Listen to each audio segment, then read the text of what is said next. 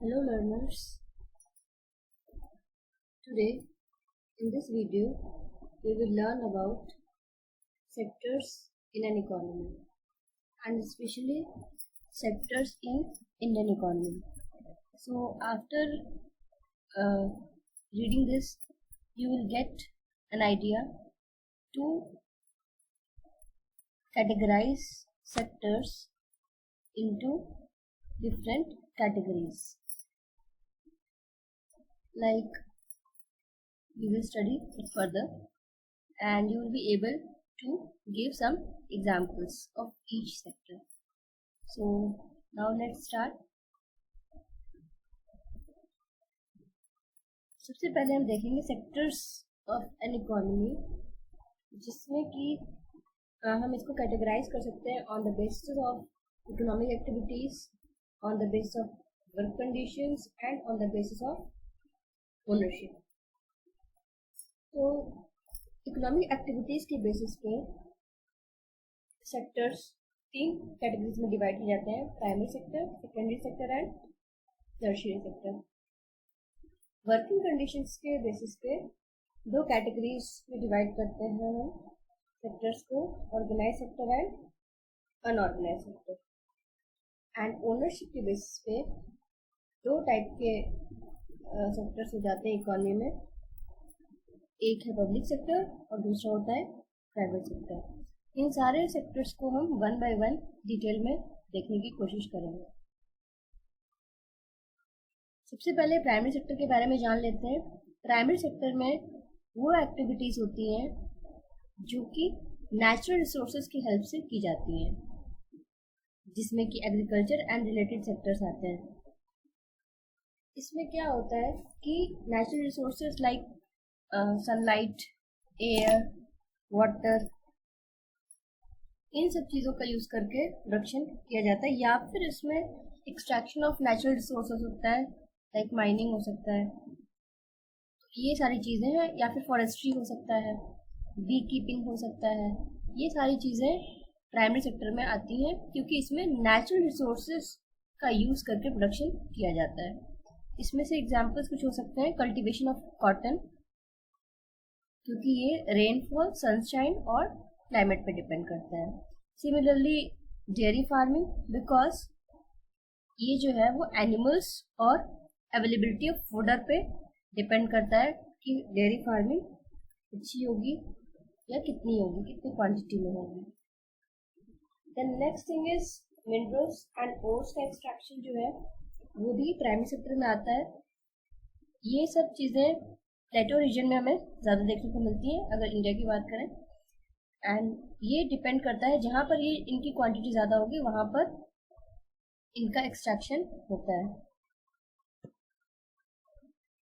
तो इसमें एग्रीकल्चर आता है, माइनिंग आती है एंड फिशिंग भी आती है, क्योंकि fish is a natural resource. And mining में जो मिनरल्स निकलते हैं या फिर आयरन निकलता है, ये सारी चीज़ें, ये सारे नेचुरल रिसोर्स हैं. Next comes secondary sector. Secondary sector में वो एक्टिविटीज़ होती हैं जिसमें कि नेचुरल रिसोर्सेज को ट्रांसफॉर्म किया जाता है फिनिश्ड आइटम में. या फिर हम कह सकते हैं कि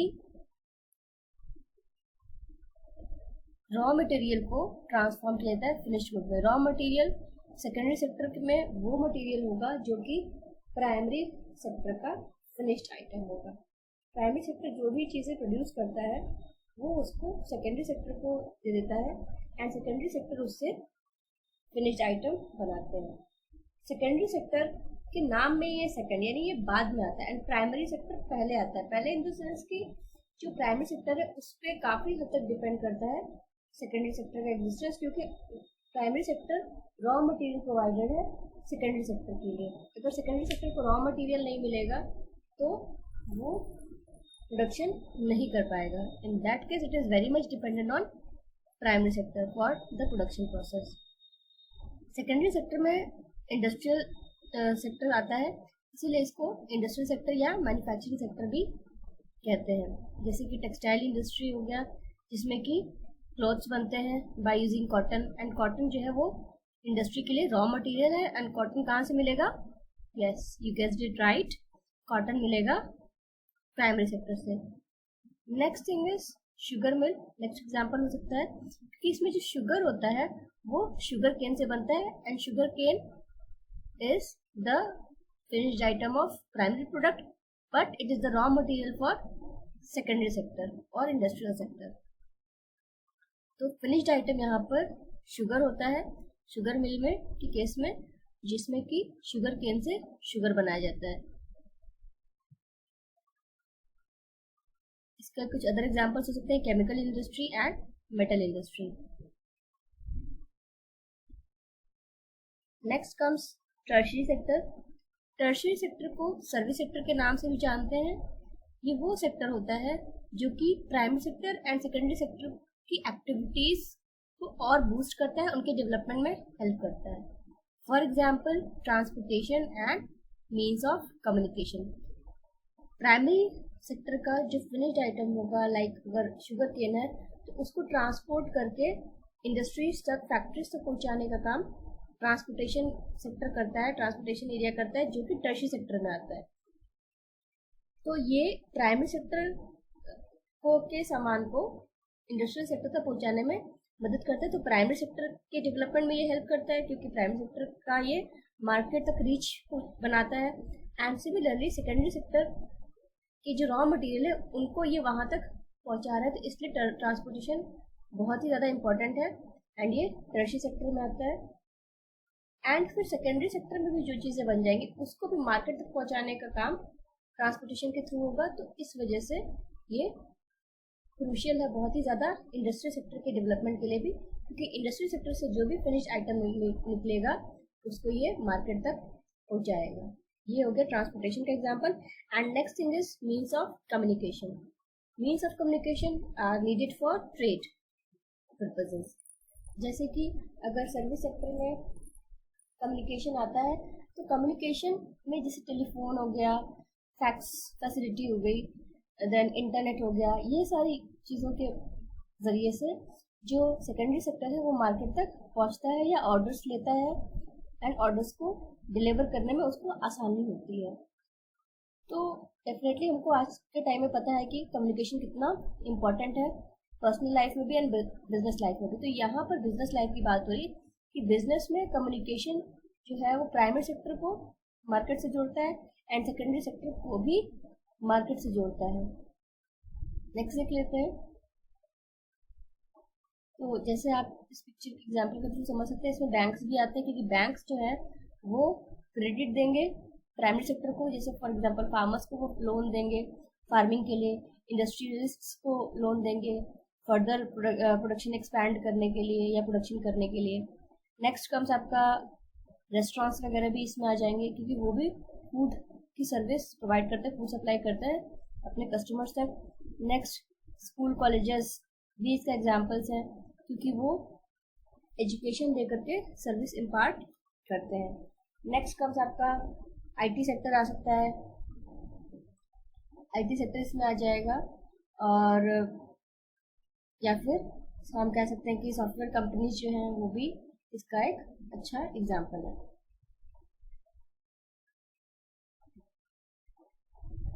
तो ये तक अभी तक थे हमारे on the base of economic activities, nature of activities.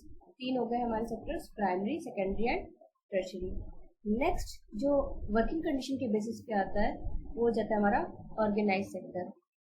इसमें आप देखेंगे कि इसमें जो भी पॉइंट्स है वो कहीं ना कहीं वर्किंग कंडीशन वर्कर की कैसी होगी उसके सेक्टर में जहाँ पर वो काम कर रहा है उसके एंटरप्राइज में, इस पर डिपेंड करेगा इस सेक्टर के फीचर्स। फॉर एग्जांपल अगर हम इसके पॉइंट्स देखें तो ऑर्गेनाइज सेक्टर में रेगुलर एम्प्लॉयमेंट होगी। रेगुलर एम्प्लॉयमेंट का मतलब है कि कॉन्ट्रैक्चुअल वर्किंग नहीं होगी, डेली वेजेस नहीं मिलेंगे, एक मंथली सैलरी मिलेगी और जॉब भी सिक्योर रहेगी। इसमें rules and regulations of factory act, minimum wages act and gratuity act follow किए जाते हैं and everything is pre determined, like employees register themselves with government. तो जो वहाँ पे एम्प्लॉई होते हैं उनका रजिस्ट्रेशन गवर्नमेंट के पास होता है एंड जो एम्प्लॉयर होता है उसका भी रिकॉर्ड गवर्नमेंट के पास इस केस में रहता है। यहाँ पर सिक्योरिटी ऑफ वर्क होता है, सिक्योरिटी ऑफ जॉब रहती है, क्योंकि कभी भी ऐसा नहीं है कि एम्प्लॉयर वर्कर को कभी भी मनचाहे तरीके से निकाल सकता है काम से। तो यहाँ पर ये जॉब सिक्योरिटी मिलती है वर्कर्स को कि वो अपने आप को सिक्योर पाते हैं काम के मामले में। And next thing is work for a fix period of hours. इसमें जो वर्कर्स होते हैं वो एक फिक्स टाइम पीरियड के लिए काम करते हैं, 6 घंटे 8 घंटे जैसा उनका वर्किंग आवर हो उस हिसाब से। And if work more paid over time, अगर वो ज़्यादा काम करते हैं तो उनको उसके लिए ओवर टाइम भी मिलता है। इसमें कुछ अदर बेनिफिट्स भी मिलते हैं like paid leaves and holidays के टाइम भी उनको पेमेंट मिलती है, लाइक संडेज अगर होते हैं तो संडे का भी पेमेंट उनको मिलता है। एंड कुछ लीव्स ऐसी होती है जिनके लिए उनको पेड पेमेंट मिलता है, उनका पेमेंट काटा नहीं जाता है। अगर ज़रूरत से ज़्यादा लीव लेते हैं then as per the law और एज पर द रेगुलेशन उनके कुछ पेमेंट कट हो सकता है, बट जनरली कुछ कैजुअल लीव्स होते हैं जिसमें कि उनको लीव के टाइम भी उनका पैसा कट नहीं होता है। इसमें कुछ और फैसिलिटी भी मिलती है लाइक प्रोविडेंट फंड, जिसको पीएफ शॉर्ट में कहते हैं, ग्रेच्युटी एंड मेडिकल बेनिफिट्स। कुछ कंपनीज जो ऑर्गेनाइज सेक्टर में आती हैं वो तो अपने स्टाफ को मेडिकल बेनिफिट्स भी देती हैं, मेडिक्लेम फैसिलिटीज भी देती हैं, उनका मेडिकल इंश्योरेंस भी कराती हैं या हेल्थ इंश्योरेंस कराती हैं, तो ये बेनिफिट है। अच्छा, अब आपको यहाँ पर देखने से लग सकता है कि ये सारी चीज़ें तो अंडर कंट्रोल ऑफ गवर्नमेंट है, ये सारी चीज़ें गवर्नमेंट इंटरप्राइजेज है, लेकिन यहाँ पे आप कंफ्यूज हो सकते हैं। यहाँ पर आपको ये ध्यान देने की ज़रूरत है कि ज़रूरी नहीं है कि ऑर्गेनाइज सेक्टर में आने वाले सारे इंटरप्राइजेज जो है वो गवर्नमेंट ओन्ड होंगे, वो गवर्नमेंट के द्वारा नहीं ओन किए जाएंगे, ज़रूरी नहीं है, हो भी सकता है नहीं भी हो सकता है। जैसे कि अगर हम जो बिग एमएनसीज हैं तो वहाँ पर जो ये सारे जो रेगुलेशंस हैं वो फॉलो किए जाते हैं। तो ये चीज़ है कि ज़रूरी नहीं है कि जो बड़ी कंपनीज हैं वो सारे के सारे पब्लिक ओन्ड है या गवर्नमेंट ओन्ड है, तो ऐसा नहीं है। जैसे अगर आप एग्जांपल ले टाटा का एग्जांपल ले, रिलायंस का एग्जांपल ले, आइडिया कंपनी का, तो these all comes under organise sector, लेकिन ये पब्लिक ओन्ड नहीं है या गवर्नमेंट ओन्ड इंटरप्राइजेस नहीं है। सो यहाँ पर आपको कंफ्यूज नहीं होना है। नेक्स्ट अगर हम कुछ एग्जांपल्स देख लें, जिससे इसमें इंडियन रेलवेज भी आ जाएगा, जो कि ये जो इंडियन रेलवेज है ये ऑर्गेनाइज सेक्टर में आएगा और ये पब्लिक ओन्ड भी है, यानी कि ये गवर्नमेंट सेक्टर में भी आएगा। ये गवर्नमेंट ओन्ड कंपनी है, मतलब इंटरप्राइज है, इसको तो गवर्नमेंट चलाती है। एंड जो नीचे आप देख रहे हैं पिक्चर में बहुत सारे बैंक्स के एग्जांपल्स दिए हैं। तो बैंक्स में कुछ बैंक्स ऐसे हैं जो गवर्नमेंट ओन्ड है और कुछ ऐसे हैं जो कि प्राइवेट है। तो ये चीज़ ध्यान रखें कि प्राइवेट में जो बिग कंपनीज होती हैं या वेल स्टैब्लिश कंपनीज जिनका मार्केट वैल्यू काफ़ी अच्छा होता है वो ऑर्गेनाइज सेक्टर में आती हैं, बिकॉज वो अपने सारे वर्कर्स को बेनिफिट्स देती हैं कई सारे, एंड गवर्नमेंट के जो रूल्स एंड रेगुलेशंस हैं उनको फॉलो करती है। That's why they come under organise sector, not necessarily कि जो गवर्नमेंट ओन्ड कंपनीज हैं या इंटरप्राइजेज हैं वही सिर्फ ऑर्गेनाइज सेक्टर में आएंगे। Next thing is unorganise sector. इसके फीचर्स हैं like small scattered units outside the control of government, यानी इसमें छोटे छोटे इंटरप्राइजेज होते हैं, छोटे छोटे शॉप्स कह सकते हैं कि वो हो सकते हैं, इसके अंदर आ सकते हैं, जिसपे गवर्नमेंट का कोई कंट्रोल नहीं होता या गवर्नमेंट के रूल्स एंड रेगुलेशंस के ये बाहर होती हैं। यहाँ पर जो जॉब्स होते हैं वो अक्सर लो पेड होती है, उसमें बहुत अच्छी सैलरी नहीं मिलती है, एंड साथ ही साथ लो सिक्योरिटी ऑफ जॉब यहाँ होती है, यानी कि ये एम्प्लॉयर यानी कि जो काम दे रहा है उसकी मर्जी के ऊपर है कि वो वर्कर को कितने दिन तक के लिए रखता है। वो कभी भी अपने विश के अकॉर्डिंग वर्कर को काम छोड़कर जाने के लिए कह सकता है। तो इसीलिए अनऑर्गेनाइज सेक्टर में वर्कर्स को जॉब सिक्योरिटी नहीं मिलती है जो कि ऑर्गेनाइज सेक्टर में मिलती है। Next thing is no provision for paid leave, over time, holidays और लीव फॉर सिकनेस। यहाँ पर पेड लीव नहीं होगी, अगर जिस दिन वर्कर काम पे नहीं आएगा उस दिन के लिए उसका पैसा कट होता है। ओवर टाइम अगर कराया जाता है तो उसका कई बार ड्यू वैल्यू का उसको सैलरी नहीं मिलता है, इतनी सैलरी उसको नहीं मिलती जिस हिसाब से उसको मिलनी चाहिए। एंड अगर वो बीमारी के लिए छुट्टी लेता है, कैजुअल लीव कोई लेता है, तो उसके लिए भी उसका पैसा कट हो जाता है, उसकी सैलरी कट हो जाती है, उसको कुछ कम सैलरी मिलती है। तो ये कुछ वर्किंग कंडीशंस है अनऑर्गेनाइज सेक्टर में। जैसे कि आप यहाँ देख सकते हैं कि नीचे एक शॉप का एग्जांपल दिया है, स्टोर है, ग्रोसरी शॉप है। तो ये अनऑर्गेनाइज सेक्टर एग्जांपल है। हम देखते हैं अक्सर कि ठेले वाले हैं, ये सारे जो अनऑर्गेनाइज सेक्टर में काम करते हैं। एंड साइड में हम देख सकते हैं कुछ वर्कर्स हैं जो कुछ बना रहे हैं, तो ये भी अनऑर्गेनाइज सेक्टर में ये सारे आ जाते हैं। इसके बाद ओनरशिप के बेसिस पे जो सेक्टर्स आते हैं, उसमें से पहला है पब्लिक सेक्टर। इसमें गवर्नमेंट जो है वो सबसे ज़्यादा एसेट्स ओन करती है। ये totally under control of government होता है, लाइक रेलवेज हो गया, Indian railways, post office, government schools, colleges and government hospitals, जैसे कि AIIMS, all India institute of medical sciences. तो ये जो है ये सारे पब्लिक सेक्टर में आते हैं क्योंकि इसका फुल कंट्रोल गवर्नमेंट के हाथ है। देन नेक्स्ट थिंग इज, इसमें ये जो इंटरप्राइजेज हैं जैसे रेलवेज हो गया, पोस्ट ऑफिस हो गया, गवर्नमेंट स्कूल एंड कॉलेजेस हो गया, गवर्नमेंट हॉस्पिटल्स हो गए, ये सोशल बेनिफिट्स के लिए बनाए गए हैं या सोशल वेलफेयर के लिए बनाए जाते हैं। इसमें इनको चलाने के लिए गवर्नमेंट टैक्सेस के थ्रू पैसा कलेक्ट करती है और इन सारे पब्लिक फैसिलिटीज के थ्रू लोगों को सर्विसेज प्रोवाइड करती है। Government provide subsidies and bear a part of cost to support industries. Government कई बार सब्सिडाइज रेट पे इन सारी फैसिलिटीज को देती है। जैसे फॉर एग्जांपल रेलवेज को चलाने का कॉस्ट काफ़ी ज़्यादा है, लेकिन उसका कॉस्ट गवर्नमेंट बियर करती है और काफ़ी कम रेट पे लोगों को रेलवेज की फैसिलिटी देती है। जस्ट लाइक गवर्नमेंट स्कूल्स में भी उनकी जितने बच्चे फीस देते हैं उससे कहीं ज़्यादा उसको रन करने का, उस इंस्टीट्यूशन को रन करने का कॉस्ट आता है, बट वो सारा गवर्नमेंट खुद बियर करती है। तो हम कह सकते हैं कि in that case government subsidise rate पे लोगों को एजुकेशन फैसिलिटी प्रोवाइड कर रही है। वैसे ही हॉस्पिटल भी हो गया, गवर्नमेंट हॉस्पिटल, तो ये सारे के कॉस्ट काफ़ी ज़्यादा होते हैं जितना कि फीस चार्ज किया जाता है कस्टमर से। तो ये सारी चीज़ें पब्लिक बेनिफिट के लिए, सोशल बेनिफिट के लिए गवर्नमेंट करती है। इसका कुछ एग्जांपल आप देख सकते हैं, like Indian oil corporation, ONGC, कोल इंडिया, गेल, भेल, सेल, NTPC, ये सारे पब्लिक सेक्टर इंटरप्राइजेस के एग्जांपल्स हैं जिनको गवर्नमेंट रन करती है। नेक्स्ट जो है वो है प्राइवेट सेक्टर। प्राइवेट सेक्टर का ओनरशिप प्राइवेट इंडिविजुअल्स या कंपनीज के हाथ में होता है और ये लोगों को गुड्स एंड सर्विसेज प्रोवाइड करते हैं, लाइक जिसको हो गया, Tata iron and steel company, Reliance, ये सारे जो है ये प्राइवेट सेक्टर में आते हैं। इनका मेन मोटिव होता है to earn profit and not social welfare. Next thing is, to get services we have to pay money.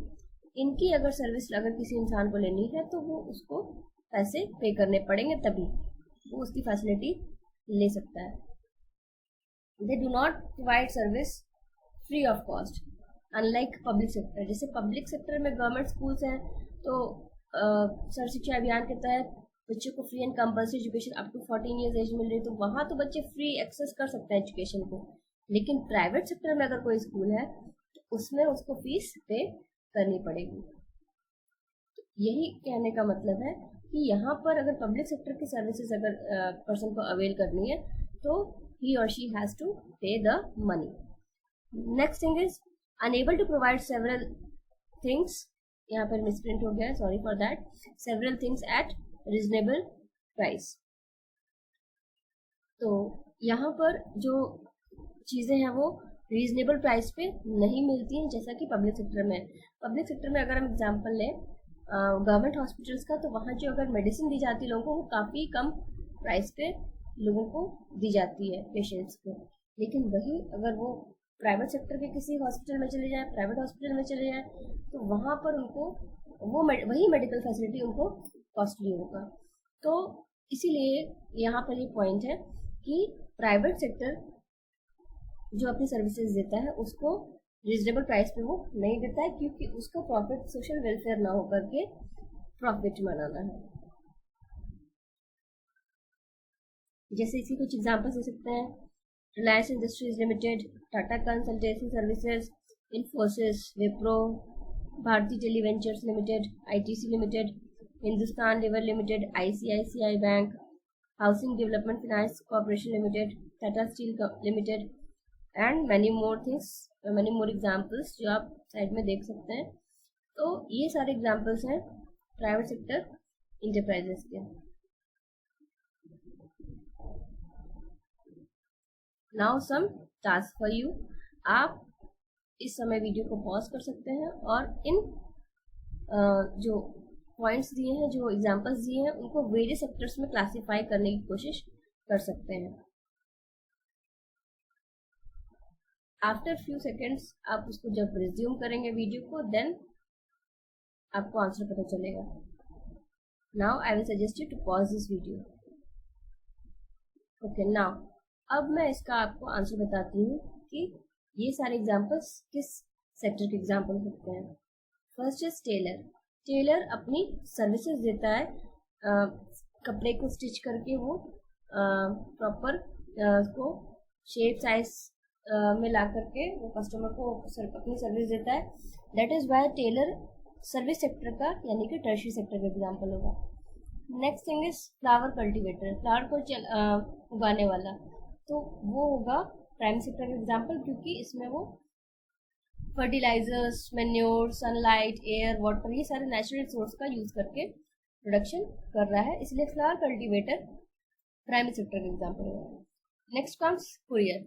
Courier service जो होगी वो सर्विस सेक्टर में आएगी, क्योंकि इसमें जो कुरियर पहुंचाने वाला होगा वो कोई भी चीज़ मैन्युफैक्चर नहीं कर रहा है, कोई भी चीज़ क्रिएट नहीं कर रहा है, बल्कि वो सिर्फ एक लेटर या कोई आइटम एक पर्सन से या एक प्लेस से दूसरे प्लेस तक पहुंचाने का काम कर रहा है, तो वो अपनी सर्विस दे रहा है। That is why it will come under tertiary sector. Next thing is money lender. Money lender again कुछ मैन्युफैक्चर नहीं कर रहा है, कुछ बना नहीं रहा है, वो सिर्फ पैसे देने का काम कर रहा है, और पैसे दे करके वो इंटरेस्ट कमाएगा। तो वो जो सर्विस दे रहा है, वो जो पैसे से अलग हो रहा है फॉर टाइमिंग, जितने भी समय के लिए वो अपनी सर्विस दे रहा है। दैट इज वाई ये मनी लेंडर सर्विस सेक्टर का यानी कि टर्शियरी सेक्टर का एग्जाम्पल होगा। Next come vegetable vendor. Vegetable vendor भी सब्जी उगा नहीं रहा है, वेंडर मतलब सामान वेजिटेबल बेचने वाला, वो सिर्फ वेजिटेबल को बेच रहा है, तो वो सिर्फ मार्केट प्लेस में एक जगह से दूसरी जगह पर वेजिटेबल सेल करने का काम कर रहा है, इसीलिए ये भी सर्विस सेक्टर का एग्जांपल होगा। Next comes cobbler. कॉबलर जो है वो भी सर्विस सेक्टर का एग्जांपल होगा, क्योंकि वो जूते की चप्पल की मरम्मत करके उसको ठीक करने का, रिपेयर करने का काम कर रहा है। Postman, again it will the example same like courier, तो कुरियर के जैसा ही पोस्टमैन भी सर्विस सेक्टर का एग्जांपल होगा। Then comes All India Radio. All India Radio तो भाई पब्लिक सेक्टर में भी आएगा, क्योंकि ये गवर्नमेंट द्वारा रन किया जाता है, एंड एज वेल एज ये सर्विस सेक्टर का भी एग्जाम्पल हो सकता है, क्योंकि इसमें कोई चीज़ मैन्युफैक्चर नहीं हो रही, कोई चीज़ क्रिएट नहीं हो रही है, ना ही ये प्राइमरी सेक्टर में आ सकता है, ना ही ये सेकेंडरी सेक्टर में आ सकता है। ये मास कम्युनिकेशन का एक जरिया है, तो ये सर्विस सेक्टर का एग्जाम्पल हो सकता है, साथ ही साथ ये पब्लिक सेक्टर में भी आ सकता है, दोनों जगह ये एग्जाम्पल फिट हो जाएगा। Next thing is Idea company. Idea company is run by a private individual, तो that is why it is a private company, तो ये प्राइवेट सेक्टर का एग्जाम्पल होगा। Next comes Ford Motors. Ford Motors is an MNC, तो ये एक किसी भी गवर्नमेंट द्वारा चलाया नहीं जाता, ये एक प्राइवेट कंपनी है, that is why it will come under private sector. Now thank you for listening me patiently. I hope कि आपको ये कॉन्सेप्ट समझ में आया होगा, सेक्टर्स ऑफ द इकोनॉमी।